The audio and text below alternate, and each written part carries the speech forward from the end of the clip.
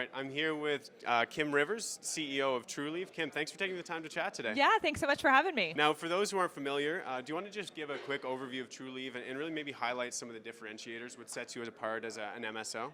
Yeah, sure. So, I mean, the first thing that I would say is that, we've really been focusing on the operations aspect of MSO and not necessarily, I say we're not an MSA in terms of a multi-state aggregator, we're a multi-state operator. And so with that, we've been really focused on creating the #1 customer-facing cannabis company in the U.S. And we started with the thesis of dominating and penetrating Florida as a market, and now are looking to expand beyond Florida. And we've really been focused again on maintaining strong business fundamentals, and as a result, have been successfully profitable in this industry, which seems to be a differentiator. It's a big differentiator. And just to put this into perspective, the revenues are, I believe, 70 million.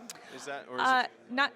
Not quite yet. Okay. But yeah, so we had last quarter we were close to 60, and 60, okay. and we were just over 30 in EBITDA. Over 30 in EBITDA, and just to put this into perspective, because I know maybe some Canadian investors are not used to this, you're generating like 17 million in free cash flow. That's right. Yep. Yeah, so like these are huge numbers. When she's talking about operations, she means they're really doing it well.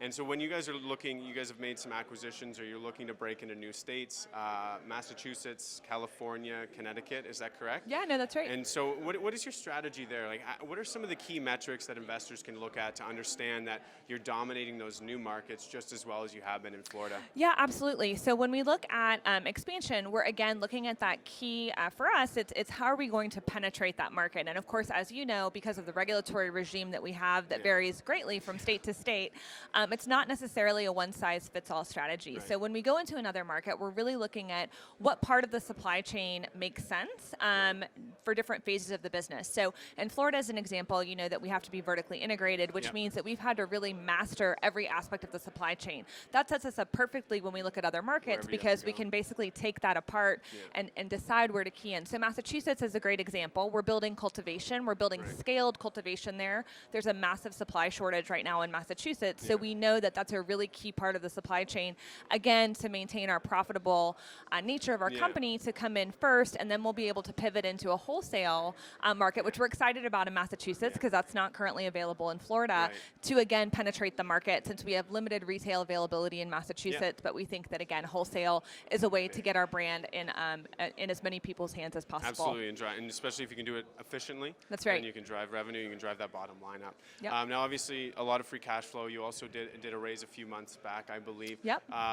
What are you looking at with all that capital? I mean, we're in like a capital-starved industry right now, and you guys are just sitting on piles of it, a massive war chest. So well, what's the plan? What can investors expect? Yeah, so I mean, with the raise that we did earlier this year, along with the sale leaseback for Massachusetts, we really wanted to get into a position where we weren't in a cash crunch, right? And where we had enough capital on hand to, of course, coupled with our cash flow, to be able to meet our updated guidance, which we put out, which is significant in terms of our growth trajectory for 2019 and 2020. And so, really, we never think that it's a healthy position to have a requirement to access the capital markets for operational expenses. And so we are, of course, though, continuing to look at growth, both internally and then, of course, externally as well. Are there any specific states that any Trulievers can expect I to be able to get love the cannabis? question that I can't answer, but I appreciate the question. I have to try. I mean, my followers would I know. What I would say is stay tuned. Okay. But the Truleaver Nation is on the move. Perfect. So final, maybe one of the last questions.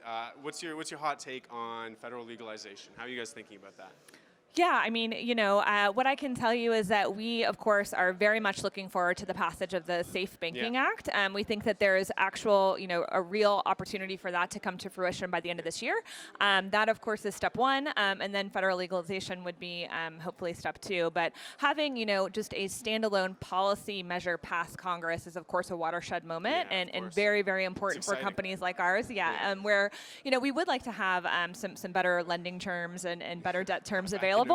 Because we do, of course, have healthy financials, so it would be great to be able to take advantage of that. You guys would be an industry leader there. So final question, what are some of the biggest catalysts on the horizon for Trulieve? Oh gosh. So in terms of biggest catalyst for Trulieve, it's going to be continued. So we, it's not a flash in the pan. You know, that's just not who we are. No. But it's going to be continued steady growth, continued domination in Florida and the markets that we choose to enter. Stay tuned for a wholesale platform, which we're really excited about. And again, some things that I can't talk about quite yet, but coming soon. Yeah, I guess stay tuned for all of those things you can't talk about. But I really appreciate you taking the time. Thanks so much. Thank Yeah, you. appreciate you guys.